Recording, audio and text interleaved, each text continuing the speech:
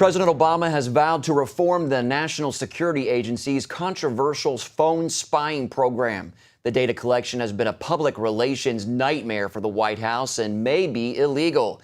Even so, the administration today asked for approval to keep collected data longer. That as new options for NSA reform emerge. Dale Hurd explains in tonight's top story. Lawyers for the White House have given the president 4 options for restructuring the National Security Agency's phone surveillance program. That, according to the Wall Street Journal. The options range from dropping the spy program altogether to running it through telephone companies. Faced with an international firestorm over the spy program, the president in January asked his staff to give him alternatives. I believe we need a new approach. The government collection and storage of such bulk data also creates a potential for abuse. Under the current program, the NSA collects millions of U.S. phone records from phone companies AT&T, Verizon, and Sprint. 3 of the reform options involve who will control the metadata. The 4th scraps the program altogether. Privacy advocates in January said reforming only the telephone spying was not enough. The hardest thing for the president in this context is the extent to which he cannot satisfy both constituencies, the intelligence community on the one hand, civil liberties advocates and civil liberties organizations on the other. Dale Hurd, CBN News. John Whitehead is president of the Rutherford Institute, and he's also the author of A Government of Wolves, the Emerging American Police State. He joins us now via Skype with more. John, how do you think the NSA's phone monitoring program should be restructured, or should it be ended altogether?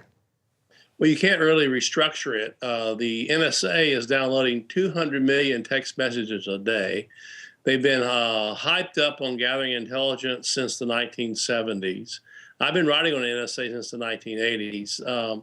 Anything that we've done on the internet, phone calls, that's all been recorded. They use the FBI to do a lot of the domestic spying. In fact, one of the options supposedly is that the FBI will now collect this data. Well, the FBI has been doing it all along. So really the only way I think you could limit the NSA is shut down the program entirely. And restructure it so that it fits with the Constitution, which is you can't do surveillance on American citizens unless you have a probable cause under the 4th Amendment, which means you have to have some evidence of illegality, and they don't have that. I think that just my study of the NSA over the last 20 years, very, very difficult to shut them down. Their computers are massive. The computers run the show. I've been told by NSA agents. They actually collect the information, parse it, and give it to the agent. So we're sort of in a catch-22, in my opinion. It's going to be very, very difficult to get out of. Well, no matter how the Obama administration goes about reforming the NSA, the government already has this mass amount of data on phone users like you're talking about. Should that concern Americans? What happens to people who live in a surveillance state? What's happened in past regimes? I mean, you look at Nazi Germany.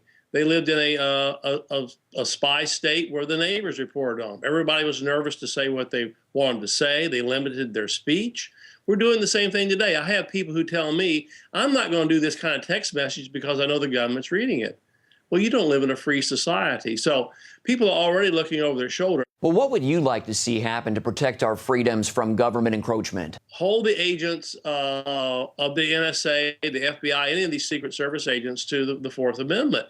And that we're going to need what I'm calling for is an electronic privacy bill of rights where if they have data on us, for example, they should not be able to use that in a court of law against us. I think that would slow them down, but there's so much collusion in Congress and infighting. I mean, they're having trouble even acting on the 4 so-called solutions that Obama's put out. So I don't see in the immediate, I don't see any type of solution. If we could hold them to the Constitution, that'd be great. In other words, but here's the fear, as I state in my book, A Government of Wolves, we've moved into a police state. What does that mean for us? That means freedom's going to be very, very limited. Okay. John Whitehead of the Rutherford Institute, thanks for your insights. Thank you, sir.